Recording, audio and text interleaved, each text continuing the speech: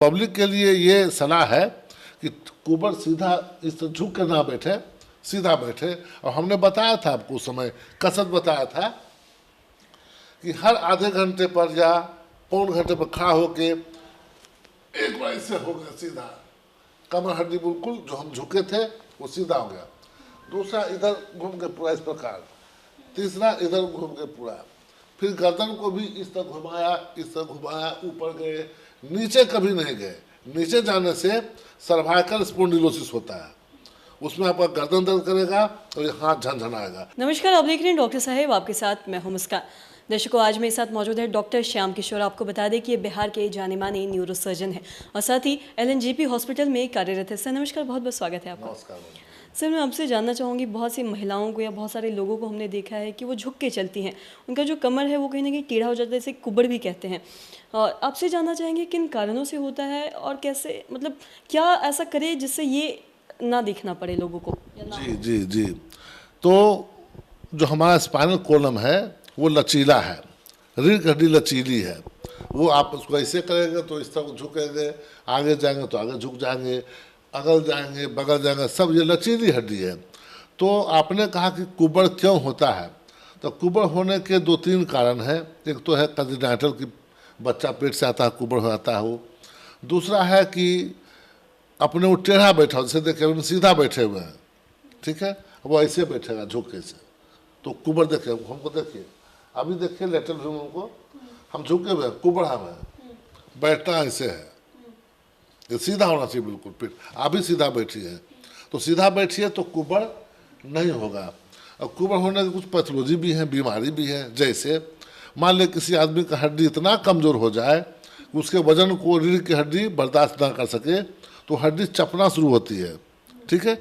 हड्डी चपते चपते बिल्कुल चप जाएगी तो आदमी जो सीधा था वो ऐसे झुकना शुरू होगा। सब ऐसे सीधा था वो झुकना शुरू हो जाएगा वो, ठीक है। ये हड्डी में कमजोरी से, मतलब कैल्शियम की कमी से, विटामिन D3 की कमी से हड्डी कमजोर होता है और झुक का आदमी रहता है तो हड्डी झुकते चली जाएगी, उसको कुबड़ हो जाएगा। कुबड़ को हम लोग अपनी भाषा में कायफोसिस बोलते हैं, ठीक है, कायफोसिस। दूसरा होता है टीबी। कभी कभी इंसान को टीबी होता है। टीबी में क्या होता है, पीठ में दर्द होता है, दर्द के चलते सीधा बैठता ही नहीं है, वो झुकता जाता है, अंजाम होता है झुकते झुकते झुकते झुकते कुबड़ हो जाता है, उसको पीठ में टीबी रहती है।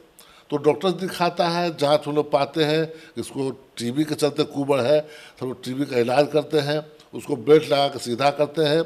इससे भी ना हुआ तो ऑपरेशन करके उसमें नट बोल्ट लगाते हैं और कायफोसिस को हम लोग सीधा करते हैं जी। तो पब्लिक के लिए ये सलाह है कि कुबड़ सीधा इस तरह झुक के ना बैठे, सीधा बैठे। और हमने बताया था आपको उस समय कसरत बताया था कि हर आधे घंटे पर या पौन घंटे पर खड़ा होके एक बार इससे हो गया सीधा, कमर हड्डी बिल्कुल जो हम झुके थे वो सीधा हो गया। दूसरा इधर घूम के पूरा इस प्रकार, तीसरा इधर घूम के पूरा, फिर गर्दन को भी इस तरह घुमाया, इस तरह घुमाया, ऊपर गए, नीचे कभी नहीं गए। नीचे जाने से सर्वाइकल स्पॉन्डिलोसिस होता है, उसमें आपका गर्दन दर्द करेगा और ये हाथ झनझनाएगा, चक्कर आएगा। तो गर्दन को नीचे नहीं करना है। आपने गाना सुना होगा, न मुँह छुपा के जियो और न सर झुका के जियो, गमों का दौर भी आए तो मुस्कुरा के जियो। तो सिर को झुकाना नहीं है जी। नमस्कार। और साथ ही सर, अगर हम लोग इसकी बात करें तो इसमें अगर सभी को एक्सरसाइज करते रहना कितना ज़रूरी है ताकि कमर टेढ़ा ना हो या कमर का कोई दर्द ना हो। आपने अच्छा सवाल किया। जिस प्रकार किसी बीमारी की दवा होती है उसी प्रकार बीमारी की बचाव भी होती है, उसका बचाव होता है। तो यदि आप रेगुलर एक्सरसाइज करते हैं तो आप बहुत सारी बीमारियों से बचे रहेंगे। बीमारी होगी नहीं, इलाज की जरूरत ही नहीं पड़ेगी। उसमें आता है व्यायाम।